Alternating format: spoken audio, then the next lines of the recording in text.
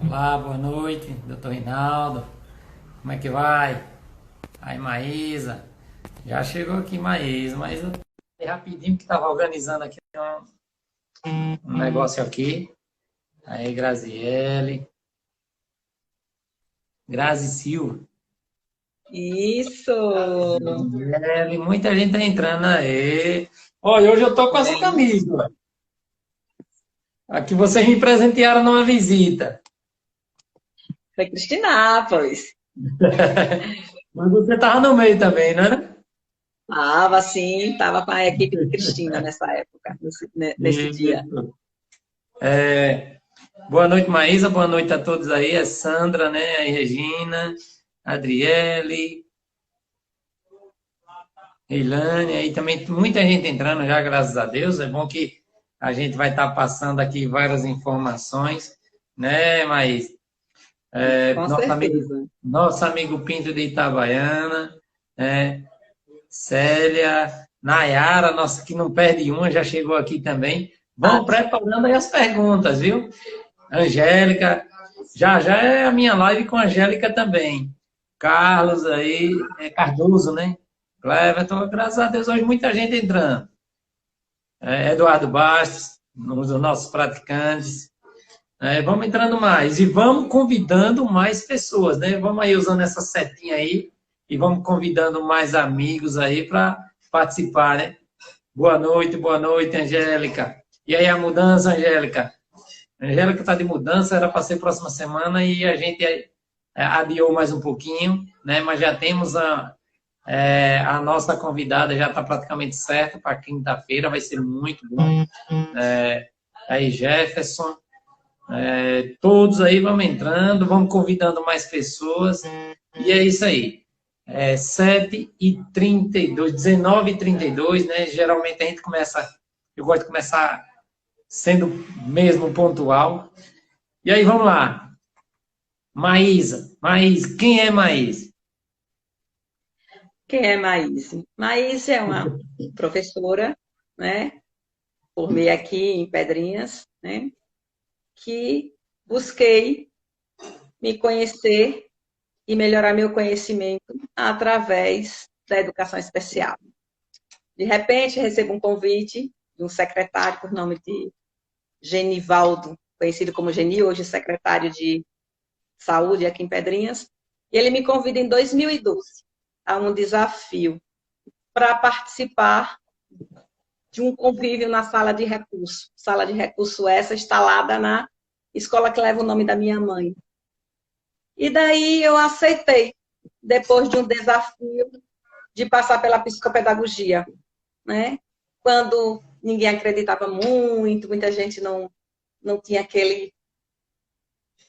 aquela vontade de Entusiasmo. conviver com a psicopedagogia, porque dava muito trabalho, é trabalhoso, é sigiloso, é demorado,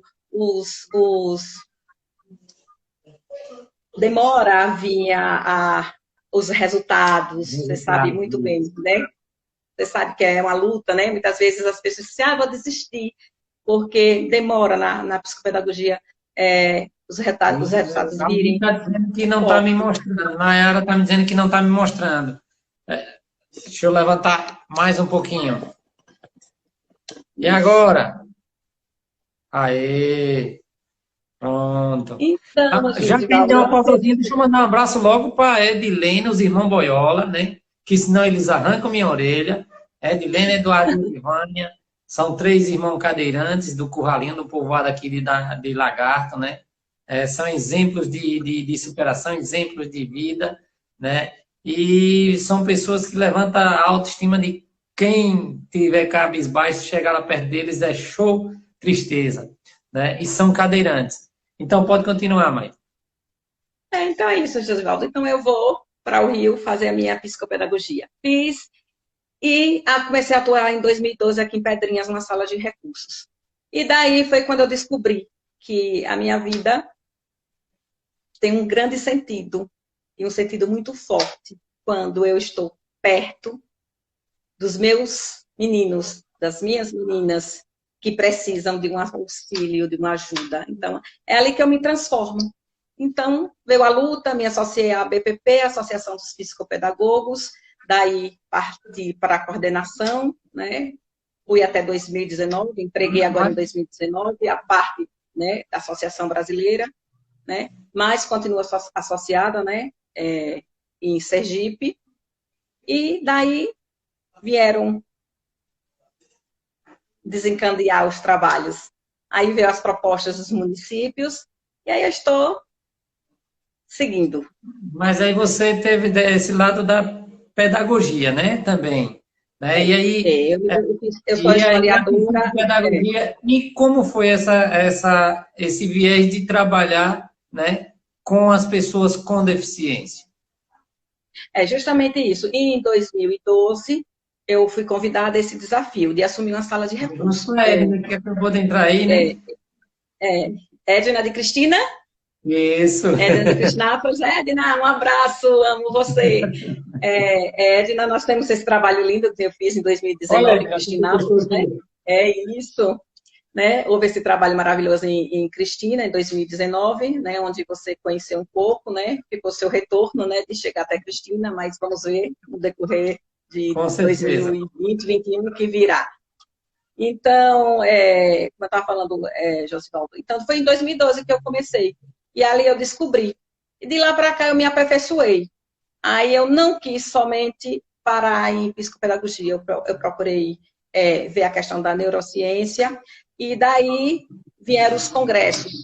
E cada vez mais eu quis investir no conhecimento, porque você sabe que, como todo mundo sabe, que assiste suas lives, sabe que você tem um filho que é autista, que você é um grande parlamentar, e daí você sabe as dificuldades, né? E o amor que a gente tem que ter com essas crianças, com o desafio que é ser pai de um deficiente, o desafio que é ser pai de uma pessoa que precisa ser respeitada, ser entendida, ser compreendida. Então, foi essa dor, foi essa conveniência que me levou a amar. Eu faço por amor, eu gosto do que eu faço, eu amo o que faço. Eu amo ser psicopedagoga, eu amo trabalhar com crianças que têm dificuldades.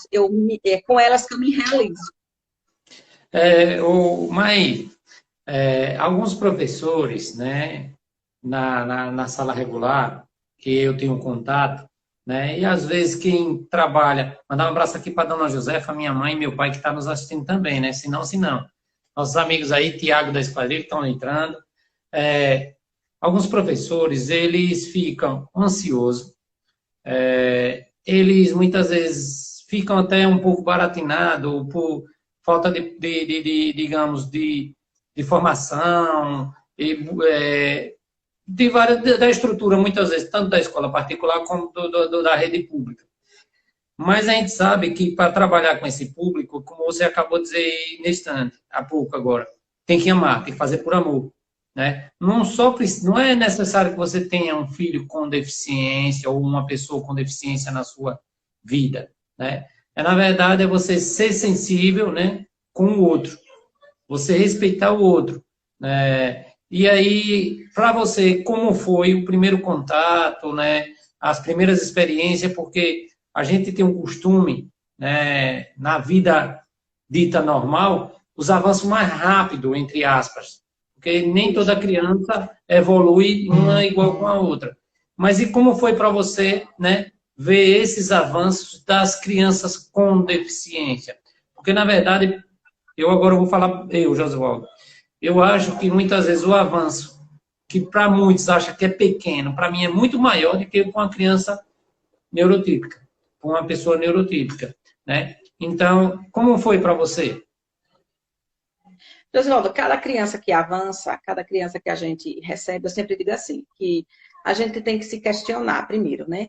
Quando a gente, como professor, né? Falando a parte do professor, como foi a sua primeira pergunta, né? Eu sou professora, né? Eu sou pedagoga, né? Fiz pedagogia, fiz história, mas eu sempre me questiono assim, quando a gente aceita ser professora de uma sala de aula, ou quando a gente consegue passar no concurso do estado, do município, ou quando a gente assume uma escola, seja ela particular, a gente não chega lá e diz assim, eu só aceito alunos normais, alunos que não têm nenhum tipo de deficiência, alunos bonitos, alunos limpos, alunos totalmente impecáveis. Então, quando a gente assume, lá no nosso contrato, no regimento, não está dizendo que tipo de aluno você vai aceitar. Então, quando você faz pedagogia, as nossas matérias, elas vêm nos instruindo o que é ser professor. Então, a gente tem que estar, primeira coisa, preparado quanto a ser professor. Acho que é a primeira base, porque, mediante toda essa questão, o olhar mais eficaz, mais sigiloso, mais, eu digo, o olhar de águia, é o olhar do professor. Porque quando você recebe um aluno na sala de aula, você passa 4 horas com esse aluno. Então, você consegue conhecer esse aluno. Então, o aluno, o professor tem condições, você entendeu? De entender, de receber esse aluno e saber quem é ele. Porque a gente não tem esse contrato com essa questão de saber quem vai receber. É uma sala de 30, de 20, de 25. Nós chegamos a ter salas de 40 alunos. Então, você não vai estar escolhendo aluno. Então, você tem que estar preparado. Agora, você tem que ter um auxílio da coordenação das escolas, um auxílio da equipe pedagógica da escola.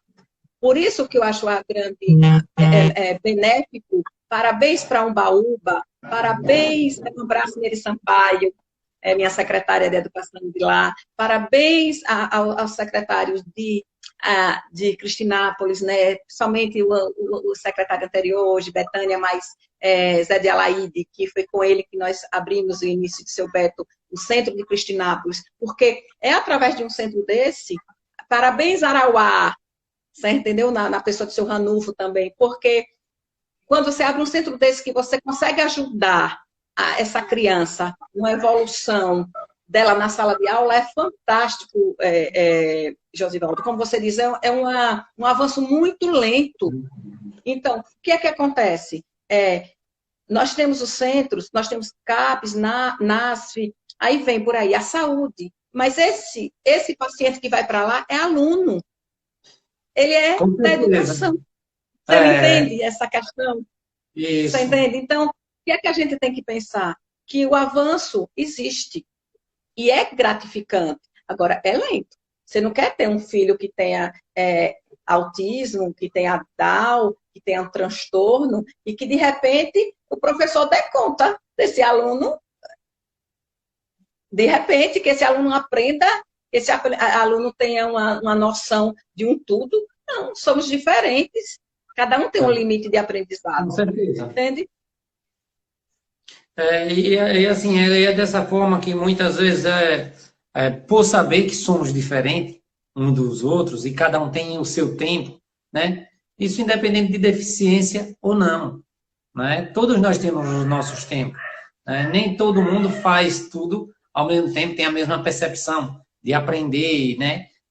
Digamos, de evoluir. Mas com as crianças com deficiência, a gente tem que ter mais um filizinho, né? Mais um tato, digamos, um cuidado, porque, na verdade, eu digo sempre, a maneira de como vai ser conduzida, como você vai fazer seu planejamento, quem vai dizer são eles mesmos, né? Sempre é dessa forma. Mas antes de você começar aí, eu quero mandar um abraço aqui para a Denise, que já entrou aí, nossa ecoterapeuta, psicopedagoga também, da ecoterapia, né? A Diego. Você já sabe, conhece Denise, nossa secretária. Denise. Faz tudo, nossa Ciridina lá dentro. Né? Então, mas eu acho que em tudo, como você disse, tem que ter amor, tem que ter paciência, e os pais também têm que ser parceiro. Os pais têm que ser parceiro, porque quem mais conhece as crianças são os pais, quem mais conhece os filhos são os pais. Se o pai é parceiro do professor, e o professor também tem a humildade, muitas vezes quando a gente chega em uma escola, ou em qualquer repartição, ou em qualquer setor, Se a pessoa não sabe lidar com aquela situação, não é nada demais chegar para o pai e dizer: pai, eu preciso que você me passe como eu vou fazer com seu filho, a melhor maneira, tem alguma coisa que eu atraio, que tem como atrair ele mais, o que é que ele gosta. Se você faz como uma anamnésia antes, né, com os pais, claro que você vai facilitar tanto a sua vida como a vida da criança, ou a vida da pessoa, né? Como é essa situação para você? Como é que você se lida com esse ingresso de uma pessoa nova, que muitas vezes não é nova, que está ingressando ali naquele trabalho, naquele serviço, mas aí já chega com a idade já um pouquinho já madura, né? Que se tivesse chegado mais cedo seria melhor. Como é que você encara isso? Como é que você faz, digamos, esse trabalho com eles? Olha, Josialdo, no E vou centros, né? preparando mais perguntas aí, viu? Estou dizendo, eu estou fazendo perguntas, mas... No centro é bem mais fácil de se lidar, porque nós já recebemos aquelas crianças que os professores já deram um sinal, certo? Nos centros, como nessas cidades que têm esses centros, né? Nos outros municípios que a gente não tem centros de educação especial ou departamentos, é muito difícil, porque assim, os professores, eles geralmente recebem esses alunos, começa no início do ano, no início do ano que eles começam a fazer um balancete de quem é quem é alfabetizado, quem não é alfabetizado, quem conseguiu chegar. Pode continuar, que estou dando boa noite para o pessoal. Quem chegou no ensino menor, maior, atingindo a leitura ou não, você entendeu? Então, para os centros fica mais fácil, mas nas escolas nas cidades que não existem centros, é complicado. Até porque o professor chega e diz assim, essa criança não sabe ler, essa criança não aprende de jeito nenhum, essa criança não tem jeito, tem jeito, todo mundo tem jeito. Dentro do seu limite, todo mundo tem jeito, porque eu vejo dessa forma. Por quê? Cada um tem seu potencial. Desse jeito, né? Cada um tem seu jeito de aprender. E a gente tem que ter um olhar, porque a gente nunca sabe como essa criança vem de casa. A gente nunca sabe como essa criança chegou na escola. A gente, muitas vezes, hoje a gente já tem, graças a Deus, nessa década, a gente já tem uma alimentação melhor nas escolas, a gente tem uma merenda mais acessível. Muito diferente do meu tempo, do seu tempo de estudo. Eu tive que, na minha cidade, eu não tinha nem segundo grau, eu ter há 20 anos, há 25 anos atrás. Minhas irmãs tiveram que ir para Lagarto fazer o segundo grau, tiveram que ir para a Estância. Eu já consegui fazer o segundo grau aqui na minha cidade. Então, o que é que acontece? E você imagina o desenvolvimento da educação especial. Que luta! A gente sabe muito bem como eram tratados os deficientes há séculos, como eles eram jogados. Né? Então, que progresso hoje a gente tem? De hoje já, na educação, a gente tem secretários, a gente tem coordenadores, professores, né, que já acolhem essa criança. E principalmente nós temos pais conscientes também já hoje. Conscientes. E o filho não é mais conscientes, né? E também inconscientes, porque eu sinto também uma grande dificuldade, Josivaldo, com relação a pais aceitar que seus filhos não somente tenham um comportamento normal.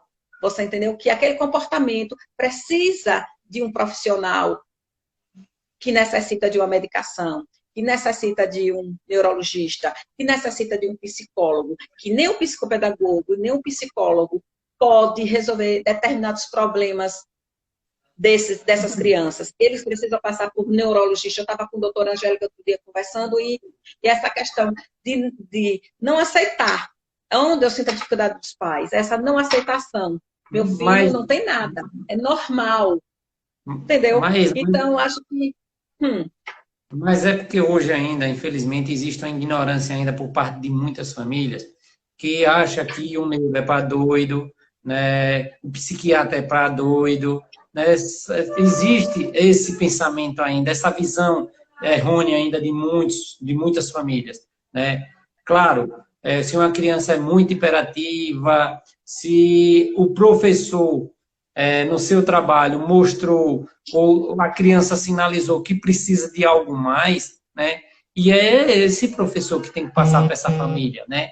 Como o melhor caminho para que a criança ganhe, para que aquela pessoa evolua. Porque como é que uma criança que não para de jeito nenhum, porque a gente sabe hoje, até eu conversando com você ontem, né? A gente sabe hoje que tem muita liberdade, muitos pais dão muita liberdade para muitos filhos, né? Existe aquela questão das crianças mal educadas, vou ser realista, mas existe também aqueles casos da hiperatividade, porque hoje está tendo muita coisa, e esses meninos hiperativos antes, né, ou dislexo, como ele não sofria lá atrás? Porque não tinha diagnóstico, não tinha alguém que olhasse direcionando um CID ou mostrando que ele tinha algo que só precisava ser tratado, né?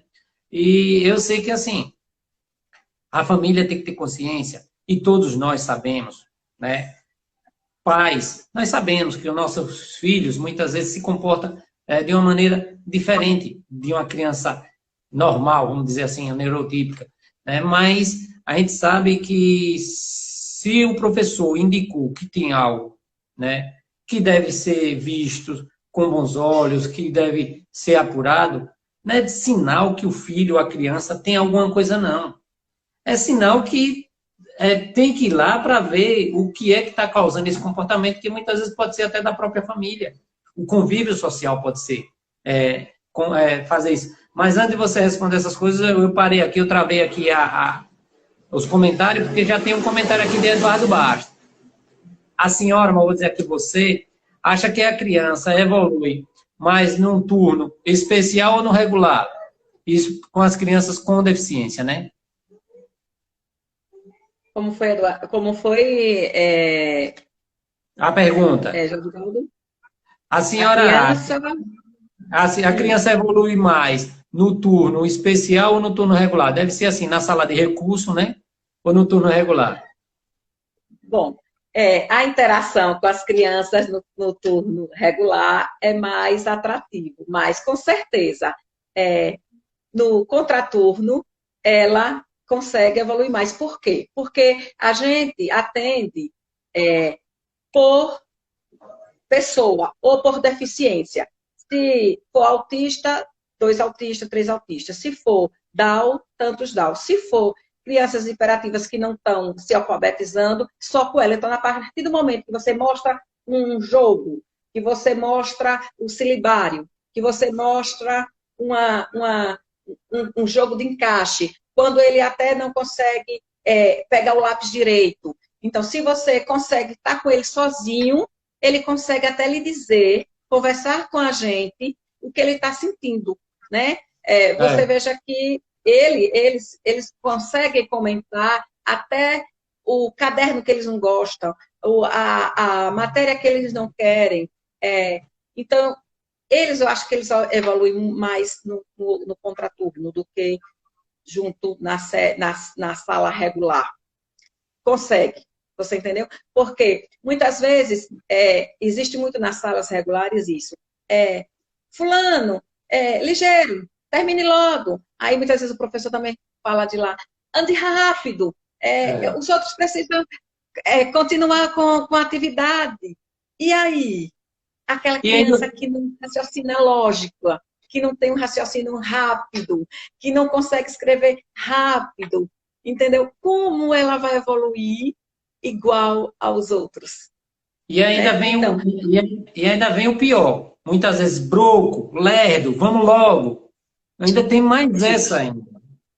Você entende? Então, são essas questões que, por isso que nós temos as crianças superdotadas, que às vezes elas desempenham um máximo de matemática, ou de história, ou de geografia, e às vezes, para conseguir trabalhar matemática, elas não conseguem. Então, eu acho que a sala de recursos tem uma grande performance, tem um grande desenvolvimento com a criança, quanto a questão de você ter um psicopedagogo na sala, quanto o professor tem que chamar realmente o coordenador das escolas. O coordenador é para isso, para orientar, você entendeu? Para auxiliar o professor a ajudar numa atividade diferenciada aquele aluno. Eu acho que o que falta muito hoje, Josivaldo, é a junção das escolas, sabe? É o diálogo entre se acabar um pouco essa ideologia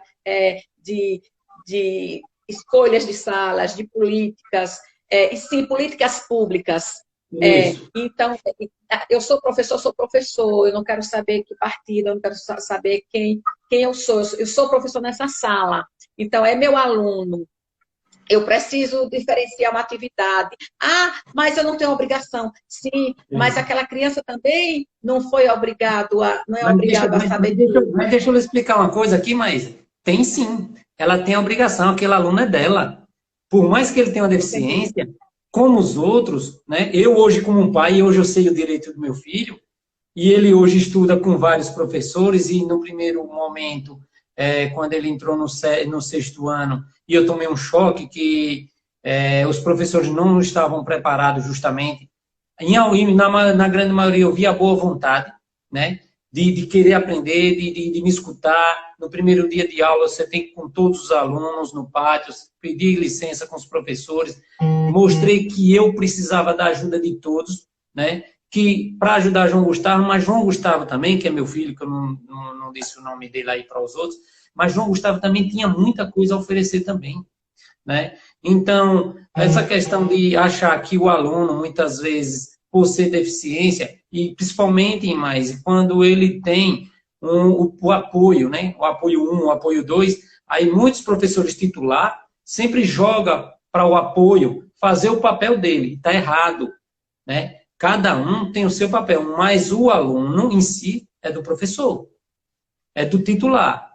Claro que ele não vai deixar de estar dando atenção no geral, né? Mas aquele aluno é dele. Ele é quem tem que dar, digamos, o ponto final da história ali naquele dia ali, tudo tem que ser por ele. E que na maioria das vezes é o contrário que acontece. Quem faz tudo é o apoio. Até porque, Josivaldo, quem vai dar a avaliação final é o professor regente e não o cuidador. Não é verdade? Entendeu? O cuidador é para estar auxiliando o professor. Você entendeu? Que é um direito que assiste a cada aluno com determinada deficiência, necessite do cuidador. Mas o professor regente é ele quem tem que dar as regras, ele que tem que manusear o conteúdo, ele que... Eu acho assim, geralmente eu tenho uma táticazinha. Na minha sala regular, quando eu pego a turma inicial, eu já vou fazendo a chamada, vou conhecendo e já vou procurando saber um pouco da família. A gente sempre começa com a família, fazendo desenhos, vendo quantos irmãos tem, se existe separação em casa, se existe... A gente vai querendo... Professor não é só professor. Professor é pai, professor é amigo. Eu sei que tem muita gente que diz assim, não me chame de tia, eu não sou tia de ninguém, eu sou professora. Mas a gente tem que ver... a gente tem que ver que quando a gente assume uma sala, a gente assume seres humanos, né? Isso. A gente tem esse lado humano, entendeu? Então, se a gente for psicopedagogo, professor, ou se você for fazer seu trabalho, como você faz no Ecopark, né? Aí em Lagarto, simplesmente porque, pelo que ganha, hoje você está demonstrando uma bicicleta que você construiu para seu filho, mas uma bicicleta que vai servir dos seus custos, mas que vai servir para todas as crianças. Então, já pensou se você fizesse exclusivo para Gustavo? Com certeza. É como se a própria ecoterapia, né? Eu poderia estar com o cavalo, com menos trabalho, menos dor de cabeça, né? Só trabalhando ali com ele. Mas eu digo sempre, nós não precisamos ser egoístas. Jamais.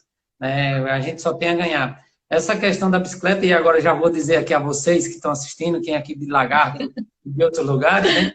Essa bicicleta a gente criou, né? Esse tempo de pandemia, a gente parado de certa forma, né?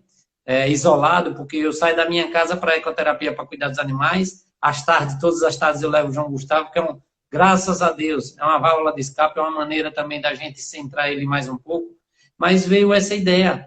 Aquela bicicleta que eu adaptei, ela tem um ano, mais de um ano que estava parada aqui dentro da minha casa. E aí veio essa ideia. E aí eu peguei uma bicicleta emprestada, testamos, deu tudo certo. Foi muitas idas e vindas junto com os amigos na oficina, até chegar ao ponto correto, né? Mas hoje eu também já estou fazendo outra campanha, vou lançar agora, já estou lançando aqui junto com você. Quem tem aquela bicicleta que está em casa, né?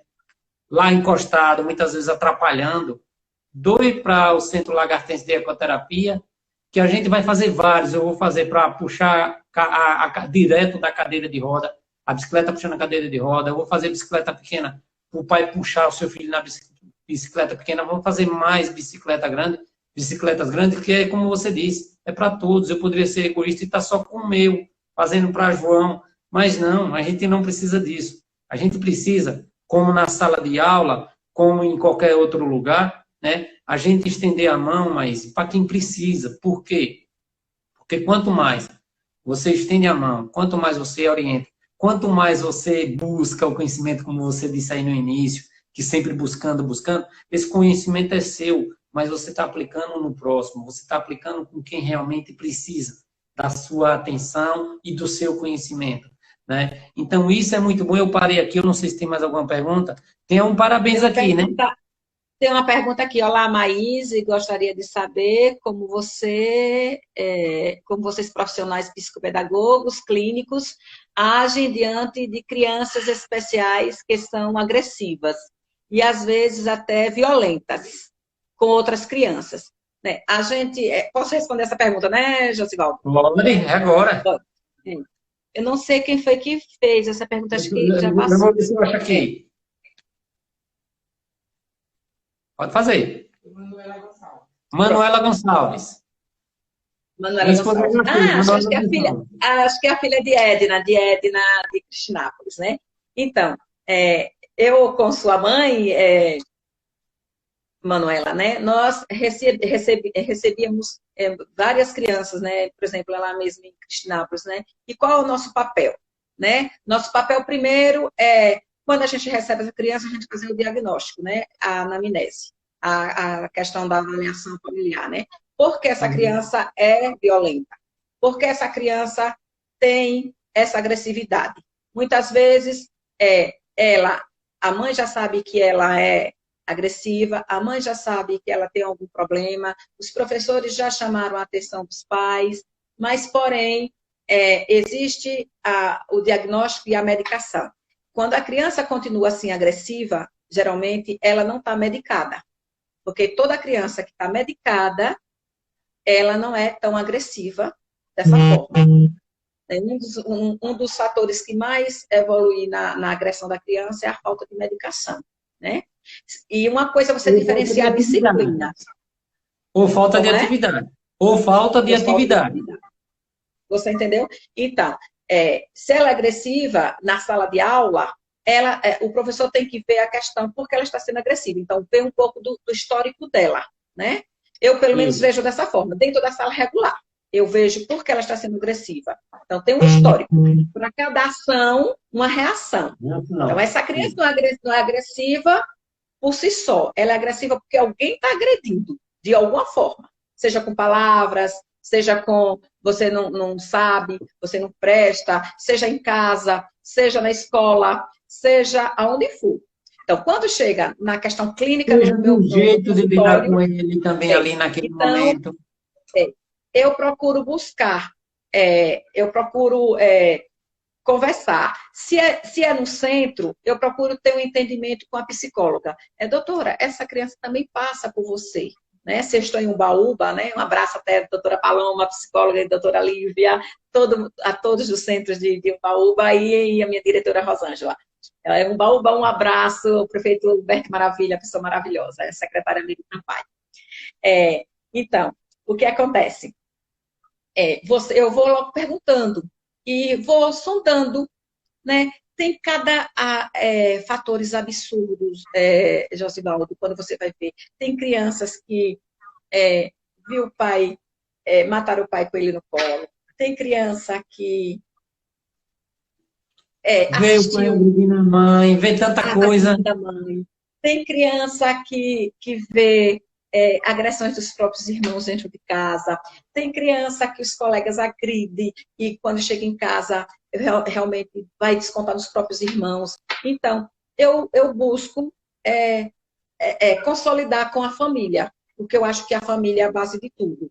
Eu acho que quando você é amiga da família, quando você é amigo do professor, quando você é amigo do coordenador, por isso que eu digo assim que essa questão das políticas públicas é muito interessante.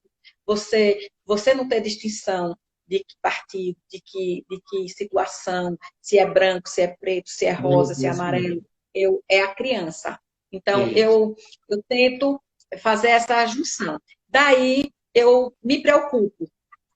Se eu estiver no centro, eu chamo a assistente social, né? Abraço, Aline, né? Débora, lá em Cristinápolis. Geralmente, eu gosto de ter essa conversação. Vamos ver o que está acontecendo na casa dessa família? Vamos fazer uma visita surpresa para a gente Isso, ver é se é em bom. casa ou se é na escola.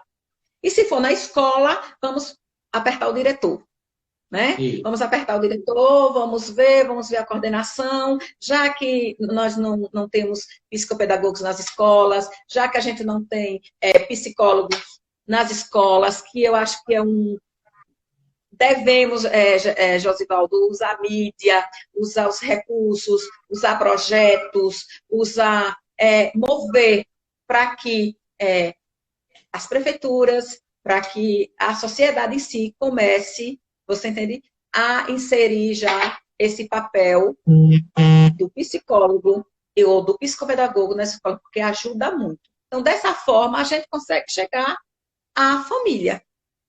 E dessa forma, a gente consegue tentar ver por que essa violência.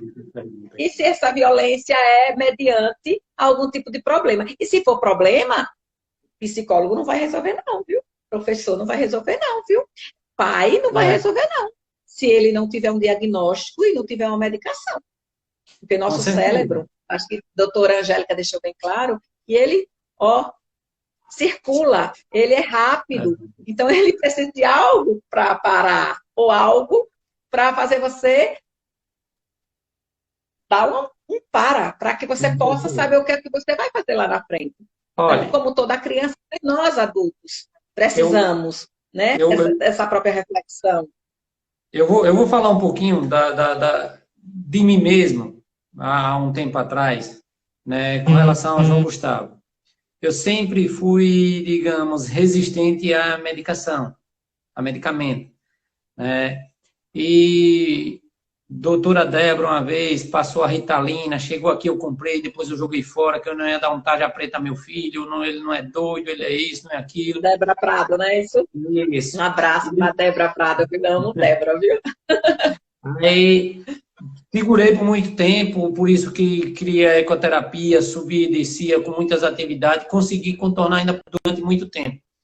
Mas aí chegou um momento que ele não estava centrando, ele não estava se concentrando de jeito nenhum, e isso é muito prejudicial. Aí já com a doutora Maria Angélica, se eu não me engano, foi doutora Maria Angélica, ela disse, Josualdo, vamos fazer um teste. Você dê a risperidona. Se ele não melhorar, você retire. Mas faça o teste. Mas vou lhe ser sincero. Quando a gente deu a risperidona, que ele centrou, na verdade, começando com o Neuleptil, o Neuleptil não surtiu nenhum efeito para ele, né? No caso dele, não surtiu, para outras crianças surte, mas para ele não surtiu. Quando ele passou para a risperidona, aí ele deu aquela acalmada e ele começou a aprender.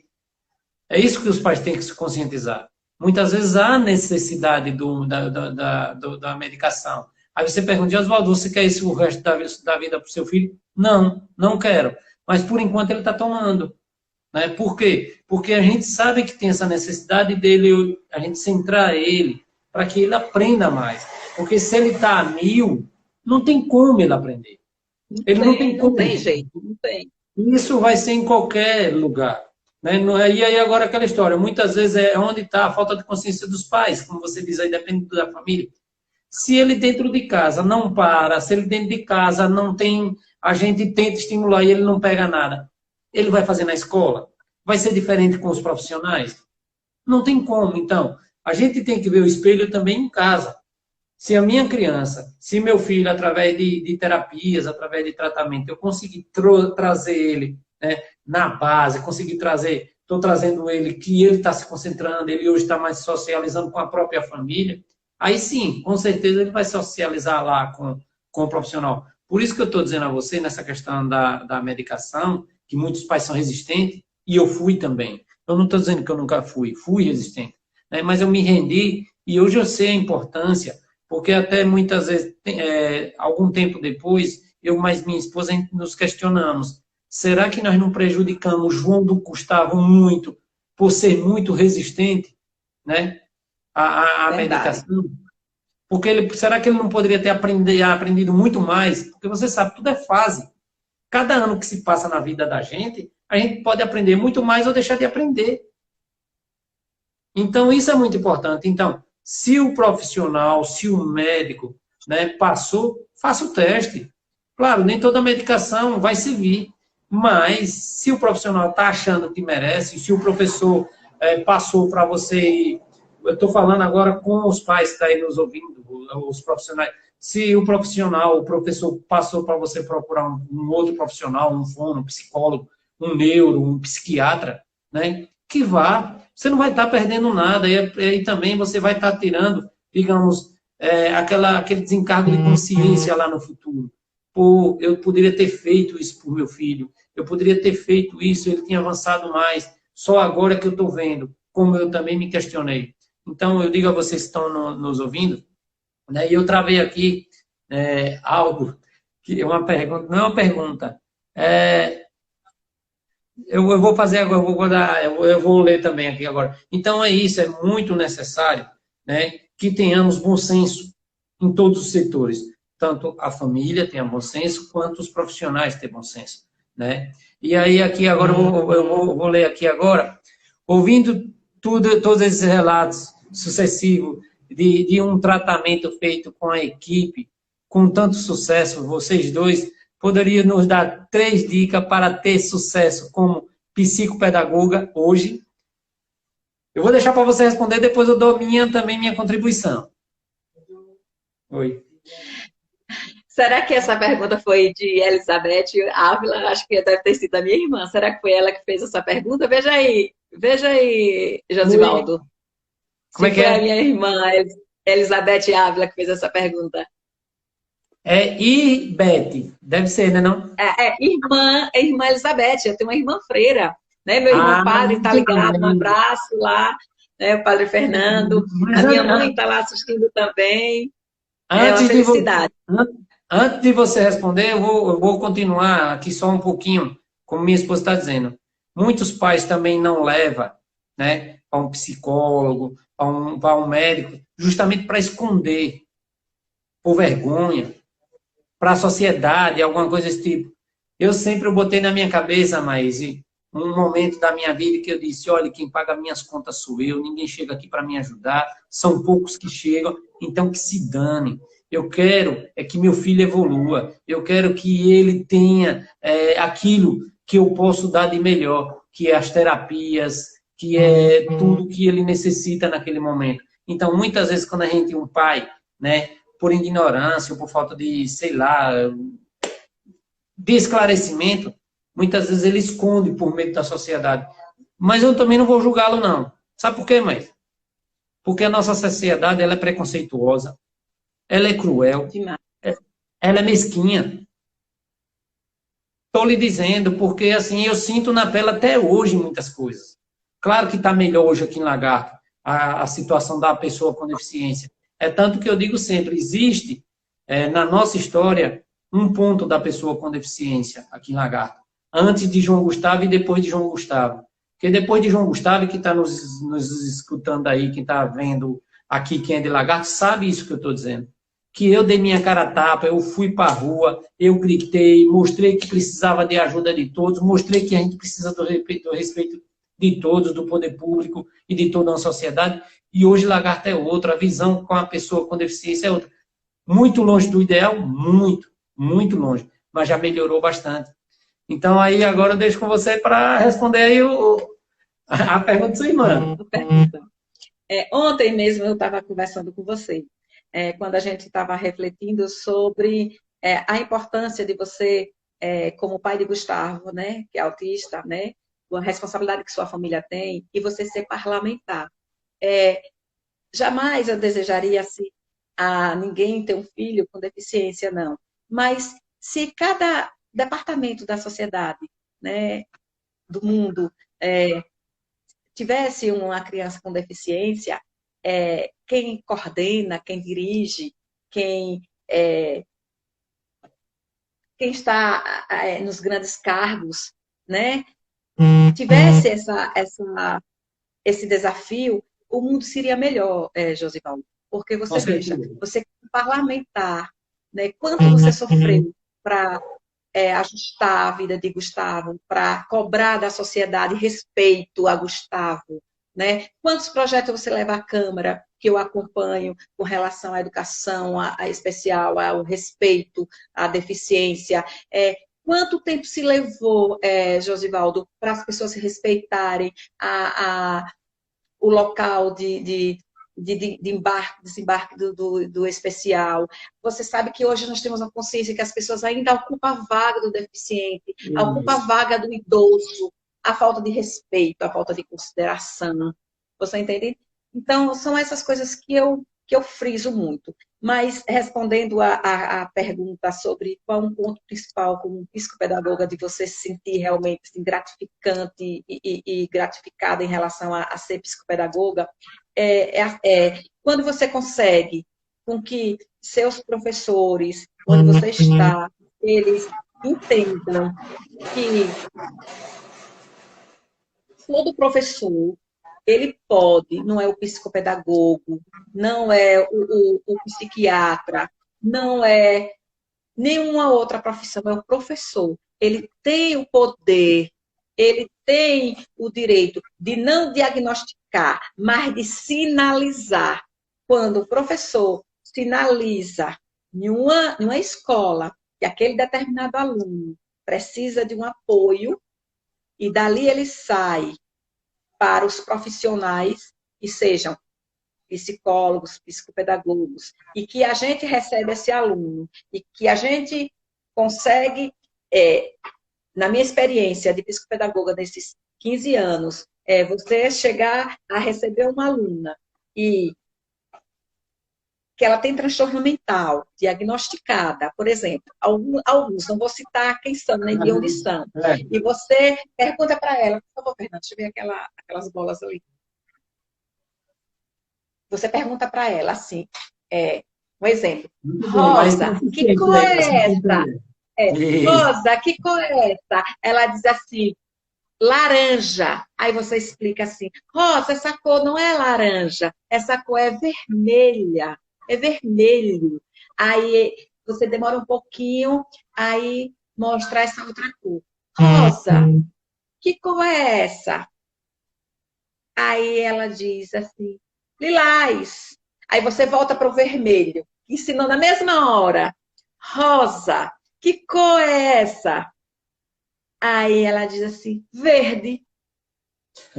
Aí você demora novamente, mexe um pouquinho, as psicopedagogas estão aí, eu tenho certeza.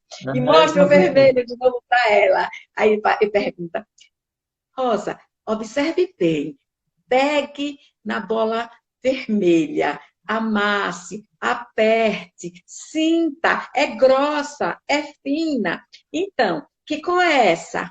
Ela diz, azul. Aí você mal terminou de dizer que ela é vermelha. Chega um momento que você, respondendo à pergunta da minha irmã, que você fica assim, chega um momento que tenta desesperar, porque Dá aí tipo você aquela vai lá, frustração, você vai né? estudar, aí você vai pesquisar sobre o que é uma criança com transtorno mental, que ela só consegue armazenar aquilo que ela pode ou aquilo que ela quer. Você pode levar um ano ensinando o que é vermelho, mas se ela não mentalizar, ela não vai Aprender. aprender. Você entendeu? Mas isso não quer dizer que um dia Ela ela não não pode. consiga identificar que aqui é vermelho. Então, quando um psicopedagogo se realiza, eu creio, é quando ela consegue entender de que vai ser difícil ela conhecer que aqui é vermelho, mas que ela vai acabar aprendendo uma das cores. E ela consegue. Ela consegue Consegue. saber o que é uma cor rosa, ela consegue saber o que é uma cor azul, mas se vermelho não entrar na cabeça dela, não entrar, não conseguir, ela não vai dizer que é vermelho. E nem por isso você vai se desesperar.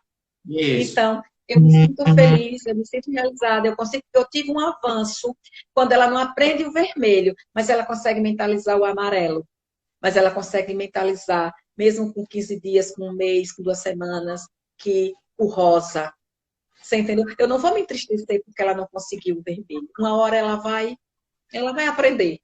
Então, é quando a gente se sensibiliza. E quando eu peço que a paciência dos professores com relação a essas crianças, a essa questão de avaliação, né? Que muitas vezes você vai avaliar o aluno igual aos outros por uma prova, né? Que uma prova não quer dizer que Nada. você aprendeu. Você entendeu? Eu vi a sua felicidade mandando para mim os vídeos de Gustavo, quando ele conseguiu aprender alguma coisa, que ele ficava feliz, batendo palma de frente à lousa, né? A felicidade que ele sentia por estar adivinhando e acertando. E os colegas participando. Então, eu acho que nesse momento é momento para a gente se juntar, o mundo, eu digo, as comunidades, as escolas, a entender essa questão do especial. E peço, assim, aos municípios por onde eu passei, peço a minha cidade, quero mandar um abraço para a minha secretária também aqui de Educação, Iranildes, é uma pessoa maravilhosa, quem já trabalha há muitos anos, né? Eu tenho 33 anos de educação, Josivaldo, né? 33 anos de educação, né? Entrei nessa época mesmo que a secretária atual agora praticamente entrou, né? E ela me dá muita abertura, graças a Deus, para trabalhar. E digo assim, que essa conscientização de nós, coordenadores, professores, e acolher esse aluno, né? De encaminhar para outro centro. Se Pedrinhas não tem um centro, se Lagarto não tem um departamento, mas já tem a ecoterapia, mas existe os outros centros da saúde, que é o CRAS, que é o NASF, né? Que se não tem uma equipe multidisciplinar, porque eu acho que a equipe multidisciplinar ajuda muito, né? Muito, Quando a muito. criança passa por uma fono, quando a criança passa pela Uma psicóloga. Então, psicóloga. eu acho que é fundamental. E hoje eu aproveito assim essa live hoje para as pessoas visitarem Cristinápolis, visitarem Umbaúba, visitarem Arauá, as cidades que têm centro, para ver quanto rendimento, como ajuda a educação.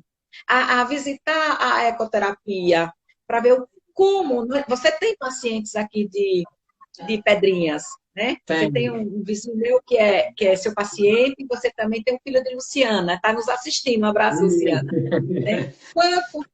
Vê aqui, qual a felicidade que você sente como coordenador, como pai, quando você vê uma criança com paralisia cerebral, corporal, se equilibrar num cavalo.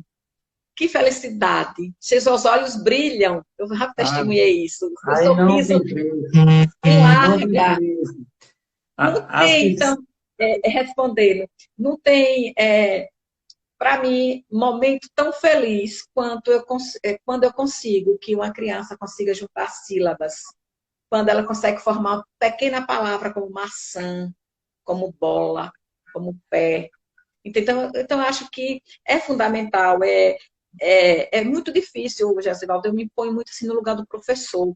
Você receber uma sala com 30, 35, 25 alunos para você alfabetizar. E nesses meios dos 25, tem crianças que não estão diagnosticadas. E esse professor está perdido. Perdido como, meu Deus? Não é porque ele não saiba, é porque ele às vezes não sabe nem como fazer. E ele não tem Isso, ajuda. Isso que me entristece. E o que é me deixa verdade. feliz, como psicopedagoga, é saber que esse aluno pode ser encaminhado para a gente.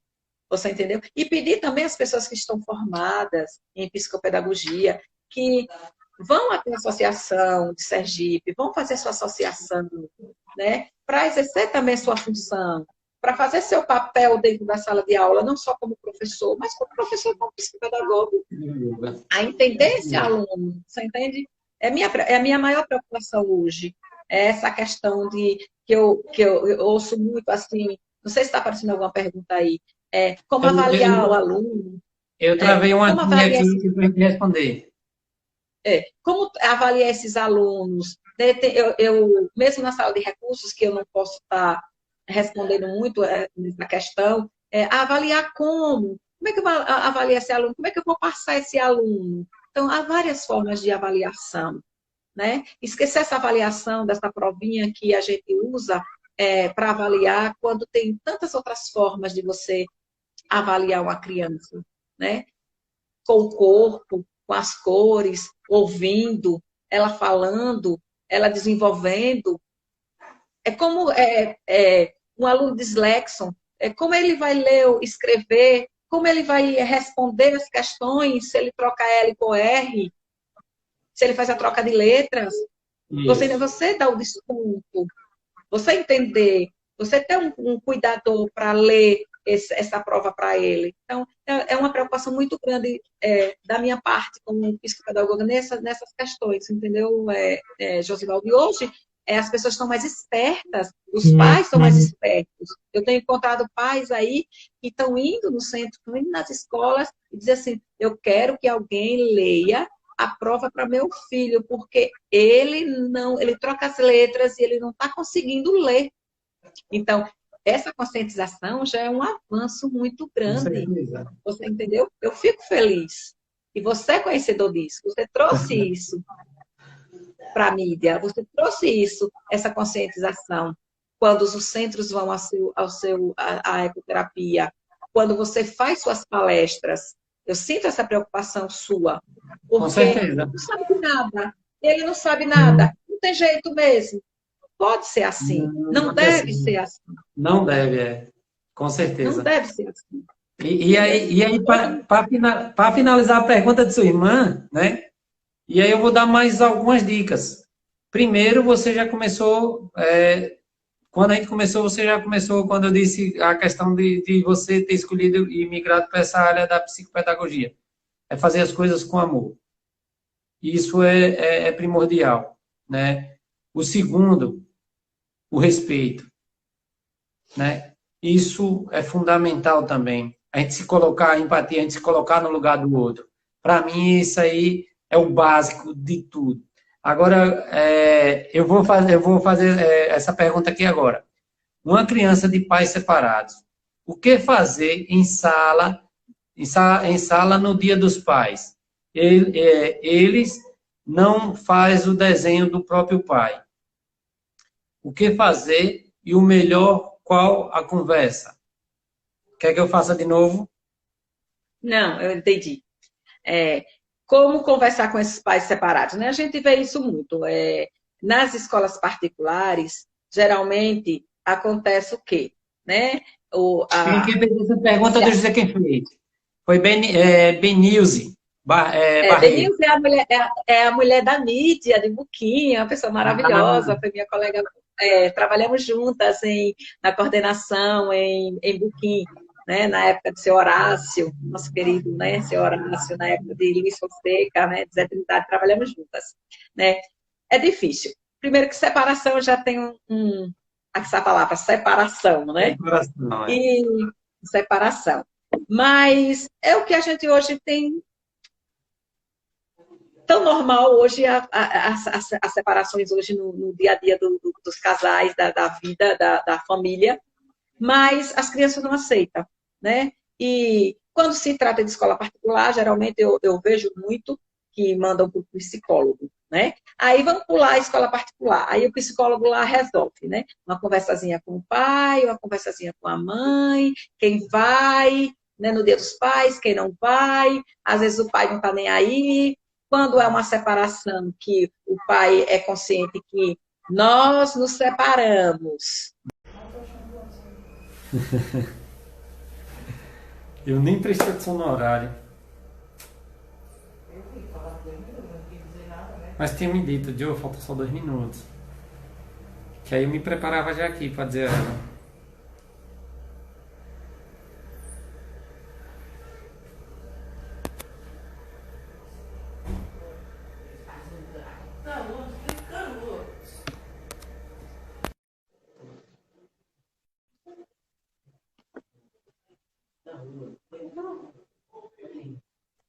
Pronto.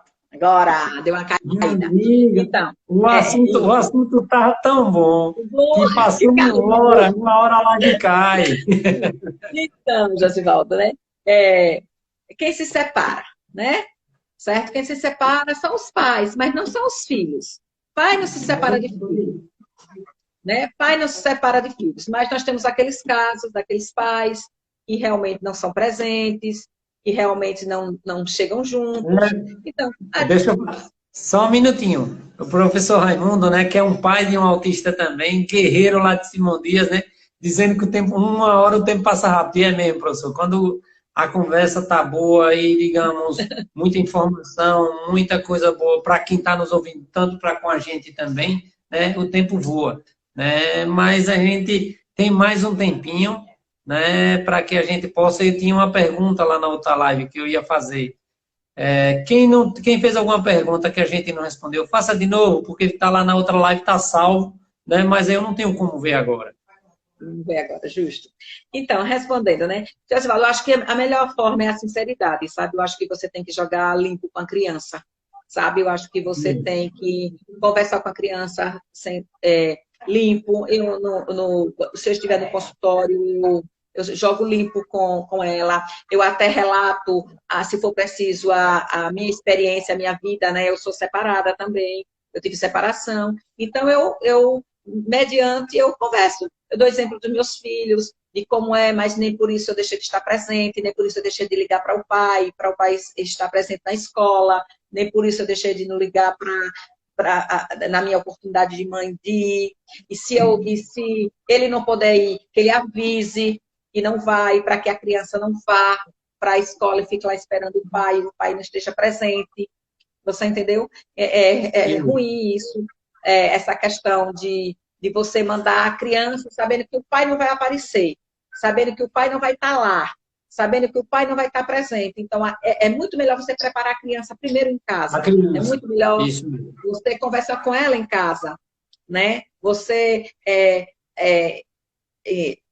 conseguir fazer com que ela mentalize que ela não vai aceitar. Ninguém aceita. A gente leva anos e anos para aceitar, né? Mas a gente tenta conscientizar. Eu acho, viu, Benilze, que a gente precisa conscientizar a criança, não enganar. E, se possível, não esperar que ela vá até a festa da escola esperando que o pai vá aparecer e sabendo que ele não vai aparecer. Então, você tem que... mesmo que a história de Papai Noel. É lindo Papai Noel, a gente tem que contar a história de Papai Noel, mas a gente tem que dizer que Papai Noel é o nosso pai, Papai Noel é a nossa mãe, Papai Noel é o nosso amigo que chega junto, Papai Noel é Jesus, Papai Noel pode ser o presente que seja alimentação e não ser um presente de verdade, mas tudo aquilo é Papai Noel. Então, você tem que contar a história verdadeira. Você tem que ser real, né? E não deixar com que a criança chegue até a escola esperando que papai apareça. Porque eu acho que a decepção é maior. Eu acho que é mais constrangedor. Então, é melhor que a criança não vá nessa esperança. E tem outro lado, né? Que, independente, como você disse aí, da separação, existe a pessoa, a criança. Eu acho que o profissional, o professor, quando naquela separação sempre existe a mãe, ou eu já vi pai colocando o filho contra o pai ou contra a mãe, e vice-versa. É bom conscientizar, porque o profissional, o professor conscientizar o pai que ele está prejudicando o próprio filho, ou a mãe prejudicando o próprio filho. Porque o pai nunca vai deixar de ser pai, por mais que na hora da partilha, na hora de fazer o filho foi meu bem, na hora de dividir são meus bens, né? E aí tem aquela briga toda, um querendo matar o outro, mas a criança está ali no meio. Então, o que importa ali, quanto pode ser traumático também um filho crescer escutando que o pai não vale nada, que o pai é bandido, que o pai é isso, onde muitas vezes a briga é da mãe com o pai. Então, é conscientizar também a mãe ou o pai, né, nesse caso, que, olha lá, porque por ela, como ela disse, a criança não quer nem fazer a figura do próprio pai. Por quê? Porque, querendo ou não, ela está sendo incentivada que o pai não vale nada, que o pai não presta, que o pai é isso, que o pai é aquilo. E é onde que tem que ter essa consciência que pai é pai, mãe é mãe. E se não tiver o pai, se for uma mãe solteira, né, tem outro pai. Muitas vezes o pai é o avô, o pai é a própria mãe. Que eu conheço muitas pães. Eu conheço muitas pães, porque é pai e mãe junto. Eu conheço várias, né? Então é mostrar, como você disse, a realidade.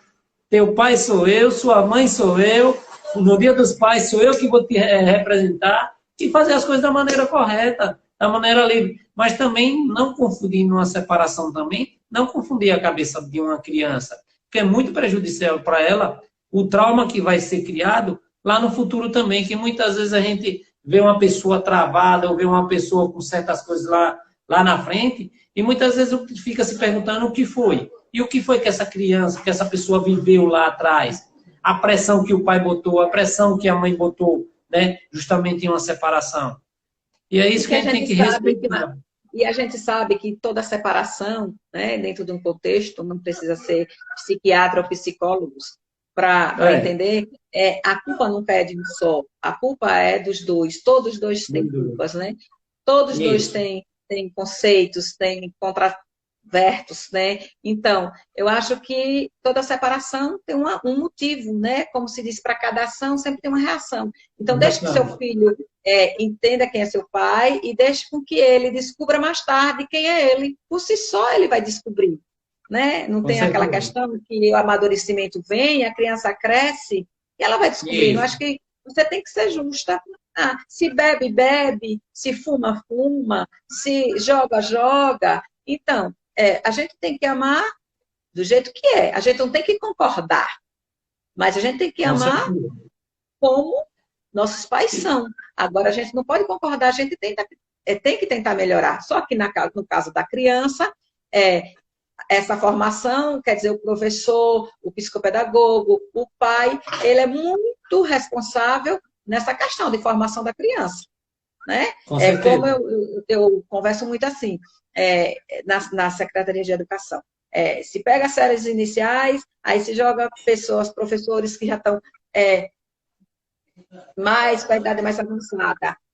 Quando as séries precisam de pessoas mais jovens para resistir à agilidade da criança. Então, não adianta você só negar essa questão de força.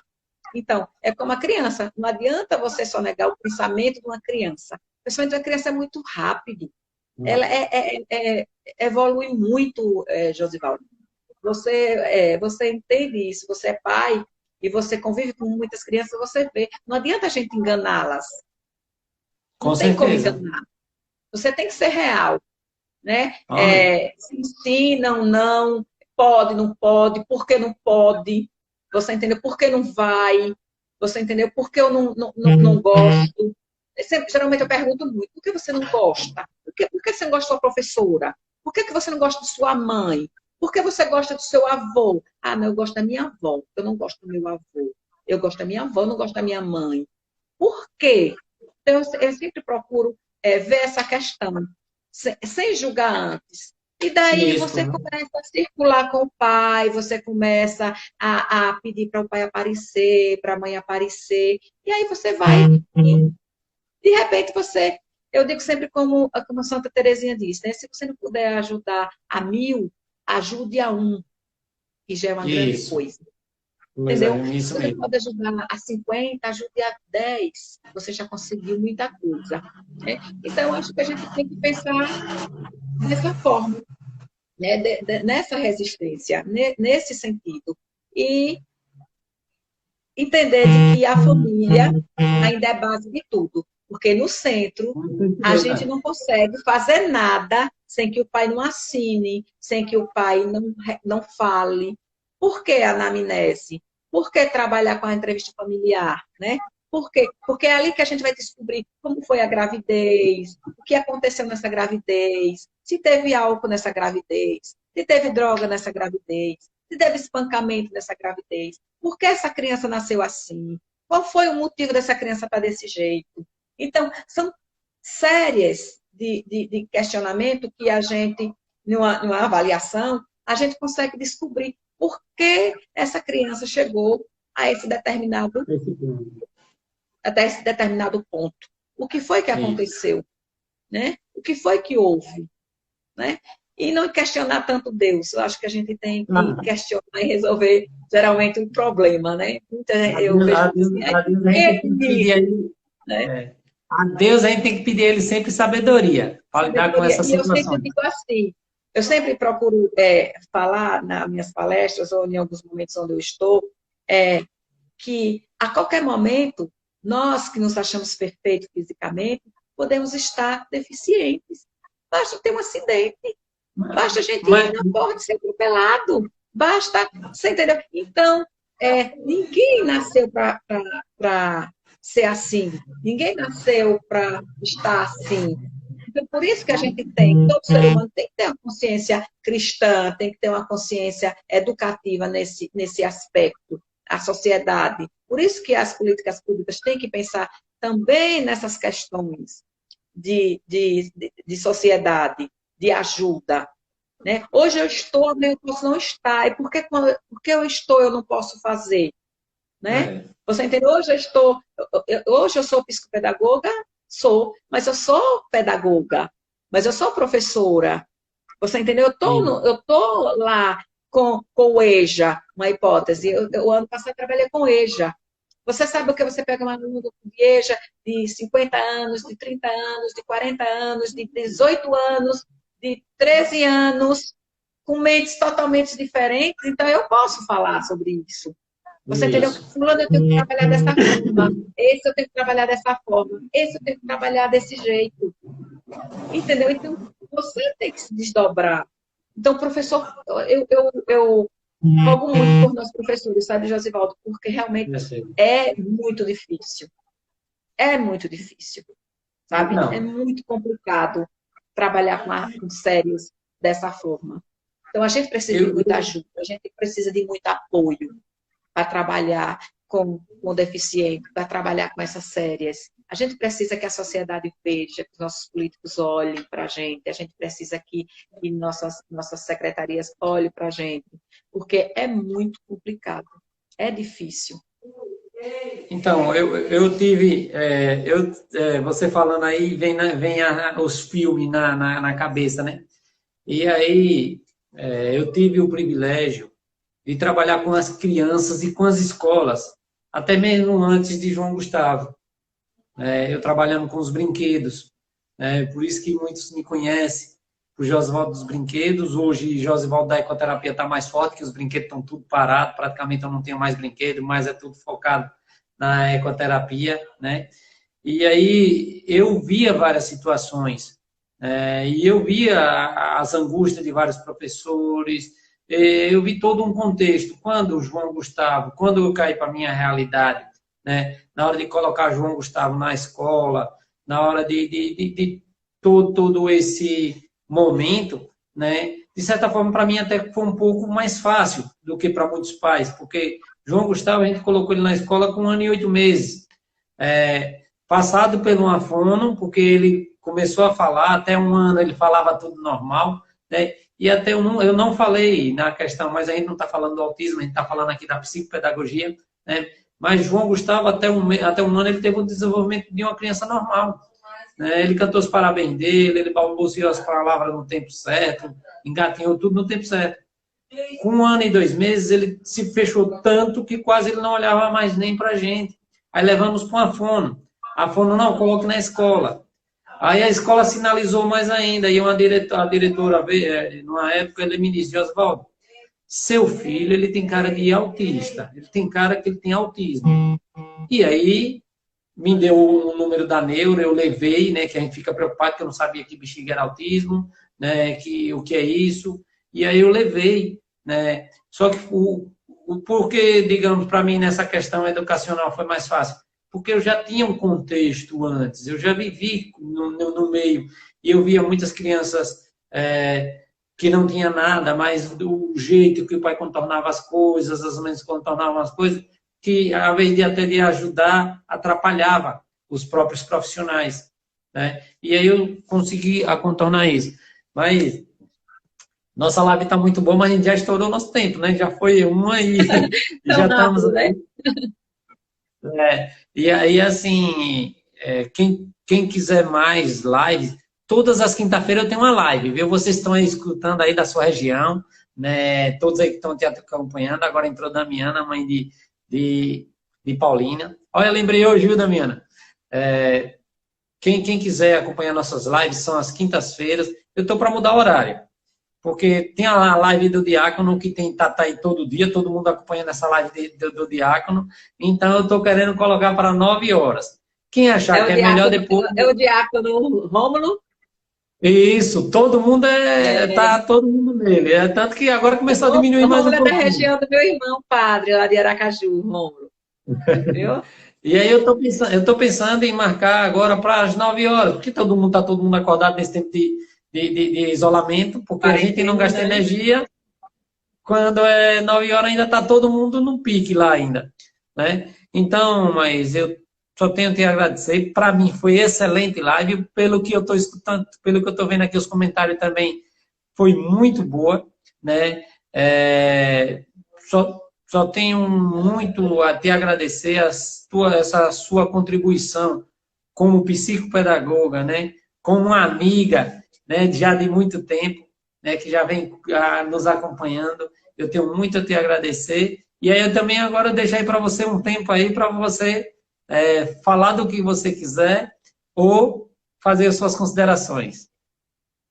Não, Josivaldo, eu só tenho que te agradecer pela sua amizade, pelo carinho que você recebe, todos os centros que eu consigo levar até você, sua paciência de demonstrar, sua paciência de levar aquelas crianças uma a uma, com seus cavalos, daquela forma carinhosa que você tem. Eu quero agradecer também a Fernanda Menezes, que me auxiliou um pouco hoje, a minha nora, né, que esteve presente, Grazi, a meu filho Francisco, a meu filho Nilton, né, por todo o apoio. E quero também agradecer todas as pessoas que entraram em contato comigo durante o dia, né, dando um joinha, que estava lá assistindo, que era a beleza, né, a Edna lá em Cristinápolis, né, que hoje ela encheu o grupo lá das nossas fotos, né, do trabalho que a gente vinha fazendo em 2019.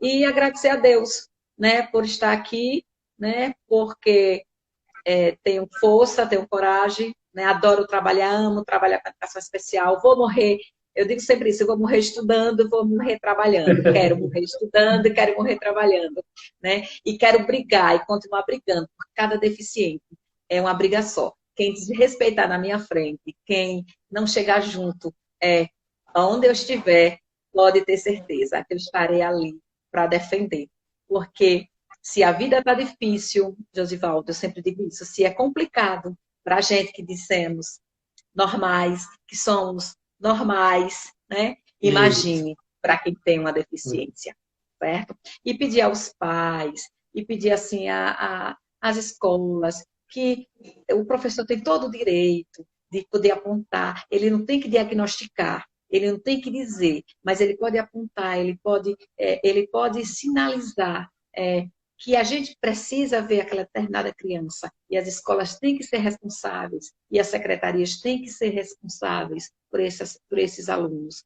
Por isso, o desejo e o desejo que eu tenho é que o professor tenha essa consciência de que nós podemos fazer muito pela sociedade, muito, mas muito mesmo. A gente tem um poder incrível. Você sabe desse poder que a gente tem, de poder ajudar alguém.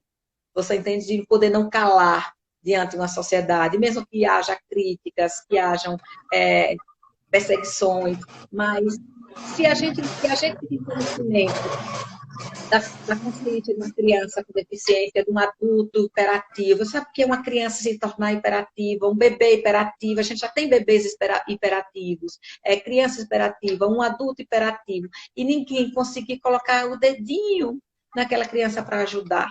Né? Nós temos formandos aí que conseguem chegar à universidade, a gente sabe disso, consegue com determinados diagnósticos. Então, a gente precisa ter essa consciência crítica de que a gente precisa ajudar essas pessoas, de que a gente precisa reconhecer, de que a gente precisa parar um pouco para se conscientizar de que a gente tem que estar ligado nas coisas boas e nas coisas ruins, nas coisas que essas doenças podem nos causar e nos problemas que elas podem nos trazer para dentro de casa, para a própria escola. Para mim é muito preocupante, Josivaldo, quando essas questões chegam nas escolas e não são resolvidas, porque vai para a sociedade, vai para o mundo, e é lá que é a educação, é a educação que faz essa formação, né? Então, que as famílias, né? Como é que você convive 24 horas com seu filho, que você está dentro da sua casa e você não conhece seu filho, e você não sabe perceber que seu filho esteja com problema, que quando é o irmão, o pai sai para trabalhar, a mãe sai para trabalhar, fica os irmãos, fica alguém. Esse alguém que fica dentro de casa é observador, ele é águia, ele precisa para quem é responsável. Entendeu? Existem os conselhos tutelares, né, que podem ajudar bastante. Então, essa junção, né, de sociedade que eu venho a falar, junto com a educação, né, o conselho tutelar, a assistência social, a saúde, tudo, nós precisamos de toda essa equipe. Não existe. Não existe. É tanto que a gente diz assim, equipe multidisciplinar. Porque psicopedagogo não resolve só, psicólogo não resolve só, psiquiatra não resolve só. Você entendeu? Então, ninguém resolve sozinho, é uma junção. Então, vamos, meus irmãos, ver essa questão, né? Vamos sintonizar, vamos nos encaixar, vamos deixar partido, questões partidárias, e vamos pensar no ser humano como um ser só. Essa mensagem do momento momento que a gente vive de Covid, acho que Deus vem nos mostrar que a gente precisa parar, a gente precisa olhar um pouco mais para o outro, né? Que nosso reflexo é reflexo do outro. Eu acho que esse momento, entendeu? Então, psicopedagogo nenhum vai crescer se ele não crescer junto com outros parceiros, né? Sem outros parceiros não haverá crescimento. Então, eu agradeço a todos que participaram, eu agradeço a todas as pessoas que nos ajudou, né, direto ou indiretamente, nesse momento. Primeiramente, a Deus. Eu quero mandar aqui um abraço para ele. Um abraço para sua esposa e Gustavo.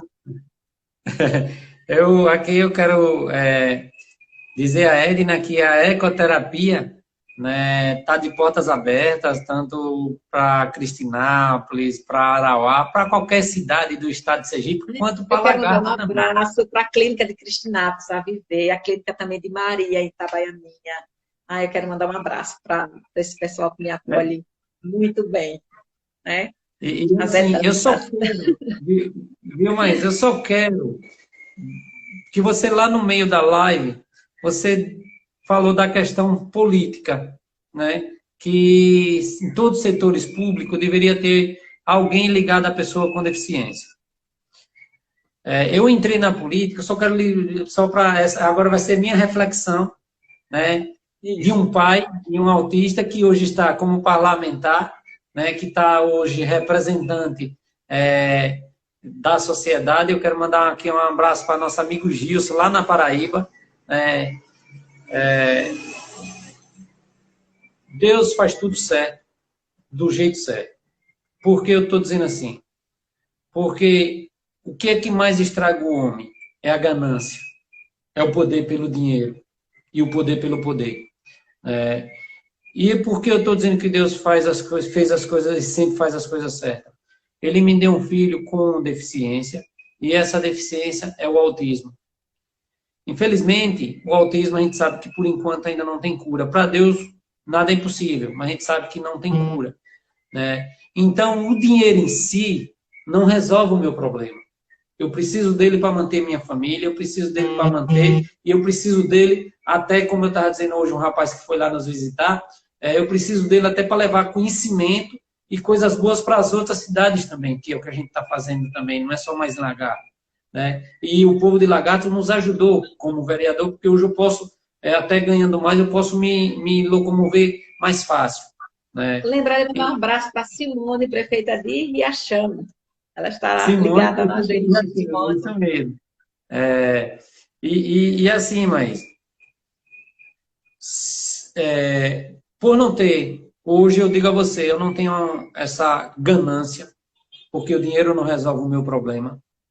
Eu não tenho essa vaidade pelo poder, que muitas vezes eu nem me sinto vereador, que estou vereador. Porque eu não sou vereador, estou.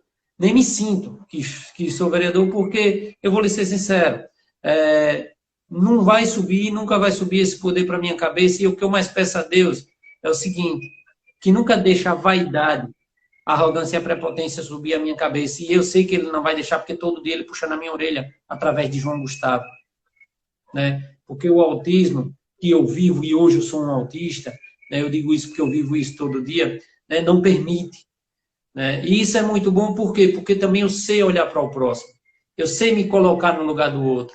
Por mais que eu seja julgado, e eu sou julgado por muitos na nossa sociedade, que dizem que eu utilizo o meu filho, que eu uso a ecoterapia para ganhar esse benefício de estar com o poder. Mas, ao mesmo tempo, eu tenho minha consciência tranquila, que eu sei que eu estou fazendo certo, estou trazendo as nossas leis federais e colocando no nosso município. Eu sei que eu estou brigando e briguei também, nós fomos, como o próprio Osmário disse na live dele, nós fomos responsável por articular, na outra gestão passada, a parceria entre a educação, ação social e saúde em bem comum de todas as pessoas com deficiência. Então, eu não estou aqui para querer me engrandecer. Eu estou aqui porque eu sei que se minha cidade avança, eu vou avançar. Se minha cidade respeita a pessoa com deficiência, está respeitando o meu filho. E isso eu não quero para a minha cidade, nem isso eu quero para o nosso estado, eu quero para o nosso país. Mas isso depende de cada um de nós. E aí agora, eu vou deixar sempre a minha frase que eu deixo, né? A gente não pode mudar o mundo, mas a gente tem como mudar o mundo de alguém. E é esse mundo que a gente tem que correr e mudar. É esse mundo que a gente deve mudar, porque você pode mudar o mundo de alguém. Eu posso mudar o mundo de alguém. Então vamos fazer isso. Vamos deixar de ser egoísta, vamos mudar o mundo de alguém, que eu sei que você muda, eu sei que eu mudo, porque graças a Deus eu sou um homem muito rico, porque a gente vê os avanços das crianças, a gente vê os avanços da família, não tem preço. Não tem preço. E isso para mim basta. Isso para mim já basta. Eu não quero saber de crítica, eu não quero saber da vaidade dos outros. Eu quero saber de mim, Josivaldo. Eu sei o que é que eu quero para minha família, eu sei o que é que eu quero para João Gustavo, e eu sei que eu quero para todos nós. Que pode ter certeza.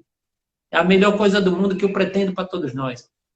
Porque se a gente respeita um outro, e se a gente respeita o que é público mais, se a gente respeita o que é público, todos que estão no poder público respeitassem o que era público, pode ter certeza que nós teríamos cidades melhores, todas as cidades melhores, com um Estado melhor e um país melhor. Infelizmente, o povo não sabe escolher seus representantes. Então, vamos deixar também de egoísmo e vamos analisar quem realmente a gente coloca como nosso representante, porque eu estou representando várias pessoas, 110 mil habitantes, durante 4 anos. Posso que eu continue mais 4, mas eu tenho certeza que eu estou fazendo a minha parte. Tenho minha consciência tranquila. Então, era isso que eu queria dizer a você, que é para a gente ter consciência de fazer sempre o que é certo e a coisa certa. De minha parte... Eu gostaria... Josivaldo, eu queria ressaltar nesse momento, fazer um agradecimento nessa questão. Que você está ressaltando justamente isso. Manda um abraço para a diretora da minha escola, que eu trabalho, a Tomás Alves de Andrade, que ela me permite trabalhar assim dignamente na sala de recursos, do meu jeito, da minha maneira, respeita, acredita em mim, acredita no meu desenvolvimento. Eu também gostaria também de agradecer a prefeita, porque ela não intervém e não interfere, ela deixa com que a gente trabalhe dignamente. Eu acho isso interessante. Eu acho positivo isso, muito positivo isso dela. Não foi uma pessoa perseguidora. Então, parabéns para você nesse aspecto, né? E a secretária também aqui de Pedrinhas, que ela é uma pessoa assim, que ela é muito ouvinte. Então, para ela, assim, eu tiro o chapéu, porque é muito bom, como você diz, é muito interessante quando as pessoas entendem a gente nessa questão de desenvolver nosso trabalho. Você entende como você pouco importa a questão de ser vereador ou não, mas o importante é que, através do seu parlamentar, você está fazendo com que outras pessoas se conscientizem. Aí era justamente quando eu falava de políticas públicas, daquelas políticas, quando eu digo assim, que era bom que em cada setor existisse, como de cada departamento, um pai, um secretário, isso, aquilo, tivesse uma questão familiar nesse aspecto, porque só sente na pele, Josivaldo, quem tem. Só sabe quem sente na pele, verdade. Só sabe. Então, por isso que eu digo assim, que eu era uma pessoa, e quando eu comecei a trabalhar com a educação especial, eu me transformei em outra. Eu comecei a dar valor a coisas menores, a detalhes, você entendeu? Eu mudei. Eu era uma pessoa muito mais mundana. Eu sou mundana, mas eu era muito mais mundana. E a educação, às vezes minha mãe brinca até comigo. Minha filha, quando é que você vai ficar amadurecida mesmo? Ela brinca sempre comigo. Eu digo assim, minha mãe, eu amadureci demais, que a educação especial me amadureceu muito. Mas a gente só sente na pele quando a gente trabalha diretamente, entendeu? Isso. E quando a gente tem na nossa casa, na nossa família, uma questão de deficiência. E falar, você entendeu? Conduzir é fácil, mas quando a gente tem, é muito difícil, meu irmão. Aqui a gente já está encerrando, mas está aqui, olha. Eu quero mandar um abraço para Henrique, ele é do estado da Bahia, né? Está aqui dizendo que está com saudade do tio, ele fazia ecoterapia, né? E deixou por um tempo, e infelizmente, quando as pessoas deixam a ecoterapia, a lista de espera é muito grande até retornar de novo. E eu, como eu disse sempre, eu gosto das minhas coisas certas. Todos que estão na lista têm uma necessidade, né? Ninguém está na lista por brincar ou por querer montar, porque tem aquela necessidade de fazer a terapia. Mas é por isso que hoje meu lema também, hoje é #ecoterapia para todos, porque com fé em Deus, então eu quero ver todo o estado de Sergipe, cada cidade com seu núcleo de ecoterapia, contando, pode ter certeza, com o nosso apoio, que a gente prova que é possível, né? Então, também no estado da Bahia, independente, eu não trabalho com questão política, partidária ou local. Eu trabalho com pessoas, eu luto com pessoas. Então, independente de ser na Bahia ou não, eu vou ajudar do mesmo jeito, né? Inclusive, o nosso amigo da Paraíba, eu já disse a ele que eu estou à disposição também, mesmo da Paraíba, no pouco conhecimento que eu tenho com a ecoterapia, o que eu puder ajudar, eu vou ajudar também, porque eu trabalho com pessoas, com seres humanos, e nós não temos fronteiras para buscar, eu não tenho fronteira para buscar o que é melhor para o meu filho, também eu não tenho fronteira para levar aquilo pouco que eu sei, né, para ajudar o próximo. Então, eu quero agradecer a todos vocês, né? Edna está aqui, né, nos parabenizando e mandando um abraço aqui para nossa esposa e também a nossos 2 filhos. Eu não posso deixar de falar de Pedro Vinícius, o meu mais velho, né? Que sempre quando eu falo dele eu me emociono porque ele é um cara do bem, é uma pessoa decente, né, uma pessoa educada, né, que foi criado, preparado para a vida, porque, claro, a gente sempre mostra os caminhos e cada um percorre o caminho que quer escolher, né, que escolheu. Mas, graças a Deus, ele está se tornando cada vez mais uma pessoa do bem. Hoje já está com 18 anos, já está na universidade, fazendo zootecnia, quem sabe se daqui uns anos não é ele que está tomando conta da ecoterapia também junto comigo. E aí eu digo a você, né? Só tenho a agradecer, Maísa, Eu que te agradeço. Por participar nesse momento, nessa live conosco. e que nos acompanhe nas outras lives e quem quiser, né? Todas, estou presente. Quem quiser mais live com Maís, lá na frente a gente vai fazer de novo, porque eu sempre, alguns amigos me pediam, Josivaldo, por que você não faz uma live? Todo mundo faz uma live aí, mas é só live política. O seu mundo a gente sabe que é totalmente diferente, é um mundo voltado para a sociedade, é um mundo voltado para a construção, não para um umbigo próprio. Então, por que você não faz uma live? Você vai ser criativo para fazer uma live decente para a sociedade. O Covid-19 fez isso. Fez com que a gente se brincasse e tivesse a necessidade, da gente, no mês passado, não poder estar nas escolas, né, no lugar levando a conscientização do autismo. Fizemos da nossa casa, tanto eu como o professor Raimundo lá de Simonias, e estamos aí hoje, e pode ter certeza, eu só vou ajustar esse horário que eu acho que eu vou colocar para 9 horas, para não ter concorrência E lembrar, né, Josivaldo, que os pais precisam não esquecer de pedir a seus filhos, principalmente se escola pública, para olhar os seus livros, cadernos, ver o que eles podem adiantar em casa, que não é férias, que a gente precisa manter esse contato, porque as escolas particulares estão online, estão adiantando, né, nessa parte, mas as públicas, o pessoal não tem computador, o pessoal não tem telefone, quando tem telefone não tem internet, e fica uma preocupação imensa. Mas, pelo amor de Deus, não vamos parar, vamos pedir ao filhinho para estudar, vamos pedir ao filhinho para tirar uma reserva, um momentinho do tempo, para folhear o livro da atividade anterior, para não se perder nessa questão.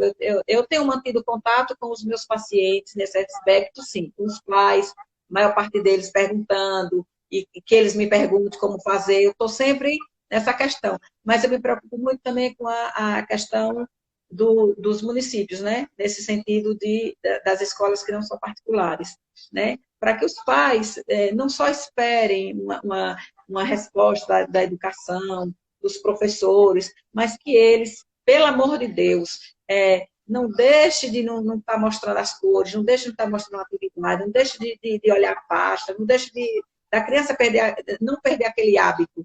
Já, com fé em Deus, nós estaremos voltando. No pé Nossa Senhora, né? Nós estaremos retornando à nossa vida normal. Só mandar os abraços aqui, né? Porque, olha, e você que, olha, seu irmão acabou de entrar aí agora. Foi? Fernando. Fernando. Você não conhece o Padre Fernando ainda, né? Mas tem o prazer de conhecê-lo. Vamos conhecer ainda. Moisés, né? Que é o pai. Deixa eu só contar um segredo, rapidinho. Padre Fernando, ele tem doutorado, né, em teologia e filosofia. Aí, justamente, a minha história de psicopedagogia, viu? Aí, eu louca para fazer psicopedagogia, não tinha por aqui. Aí, eu convidei a ele, um amigo me convidou para fazer psicopedagogia no Rio. E eu convenci Fernando a fazer psicopedagogia no Rio de Janeiro. E fomos nós fazer psicopedagogia lá, né? Aí os amigos dele diziam assim, as outras pessoas, mas padre, você tem doutorado, para que você quer psicopedagogia, para que você quer uma graduação dessa? E ele hoje ama também, foi coordenador, foi psicopedagogo da UNIT, e foi ele que me ajudou bastante. Viu? Kleber, aí, Kleber Fonseca, né? A Mariozan. Eu quero agradecer aquele que eu não falei, sinta-se abraçado, né? Muito obrigado por participar conosco, essa troca aqui de conversa, né? De experiência, mas com a sua luta, e eu, de certa forma, com a minha também, né? Mas hoje foi voltado para a psicopedagogia. A gente sabe que esse tema ainda é muito maior do que isso, sabemos disso. Muito longo, mas assim, e a todos vocês, né? Meu muito obrigado, que Deus nos abençoe, que tenhamos um ótimo final de semana, né? E que fique com aquela reflexão, né? Que nós não podemos mudar o mundo, mas devemos mudar o mundo de alguém, né? E temos como mudar. Essa de minha parte, se você tiver alguma outra, mas de minha parte, eu quero agradecer a você. E até quinta-feira, né? E o horário eu vou colocar na live. Provavelmente vai ser às 9 horas, que não quero concorrer não com o Diácono. Rômulo, viu? Muito querido, viu, Rômulo? Meu Diácono Rômulo é muito querido. lá da paróquia do Padre. Então, abraçando a todos que nos assistiram, a todos que nos deram um ok. E Deus nos abençoe e te abençoe sua família, Jesus Paulo. Viu? Obrigado, obrigado. Tchau. Padre, benção, padre. Tchau, tchau, vocês. Tchau, tchau.